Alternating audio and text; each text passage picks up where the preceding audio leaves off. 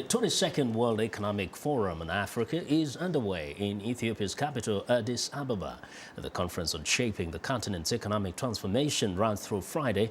The gathering is being attended by an estimated 700 international officials, rising entrepreneurs, investors, and policymakers. Now, the forum's agenda is focused on three key items: strengthening Africa's leadership, accelerating investment in frontier markets, and scaling innovation for shared opportunities. Kanayo Nwanze, the president of the International Fund for Agricultural Development, is one of the officials attending the forum, and he joins us now. Mr. Nwanze, thank you so much for joining us, and welcome to In Focus. Well, thank you very much. It's a pleasure to be with you. Thank you, sir. So earlier you spoke on a panel to do with, or at least titled, Africa's Green Agenda. From what you gather, how high a priority is agriculture in terms of Africa's transformation, which is the theme of this particular conference, from this conference and in Africa as a whole?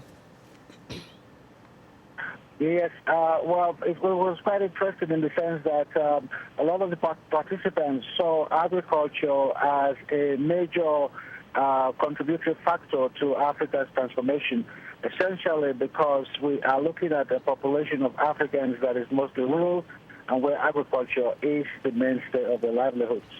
And what we are seeing here is increased interest not only in agriculture, but of Africa as having a high potential for increasing production and productivity. Mm-hmm. So we saw this as a unique opportunity at the World Economic Forum to see how Africa can not only feed itself, but also contribute to global food security. Now, one of the proposals you offer is this area of smallholder farmers. Can you explain that how, excuse me, how they are key to increasing food security on the continent?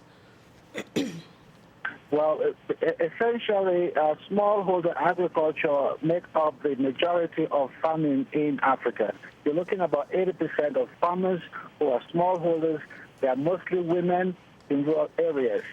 They have a potential not only to feed themselves, but it's essential that we put in place the right policies, the right infrastructure to bolster production and to link them to markets. And what we are seeing here is a lot of international and domestic companies looking at how they can forge partnerships, private, public, and people partnerships to link these poor small farmers who have the potential of actually, because of their efficiency and effectiveness, to transform their own agricultural systems as part of the solution to Africa's food problem.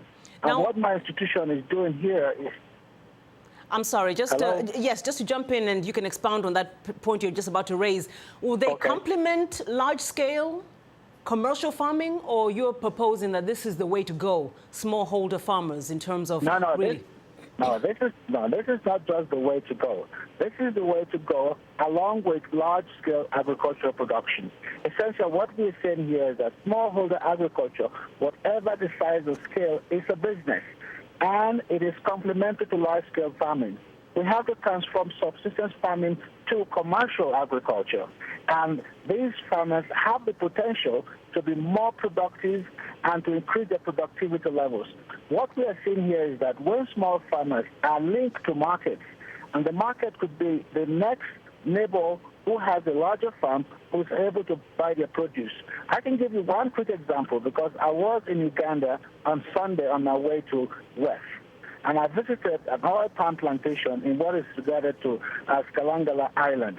And here, smallholders, outgrowers are providing 15% of the required oil palm products to a parent company. Okay. Their farmers have access to financial services, access to rural roads, access to markets. Now, and they are contributing to a transformative agricultural process in the island. Excellent. Well, thank you so much, Mr. Nwanze. Unfortunately, that's all the time we have. But we really appreciate you taking some time out of the conference to join us here on In Focus. And that's Mr. Kanayo Nwanze, president of the International Fund for Agricultural Development.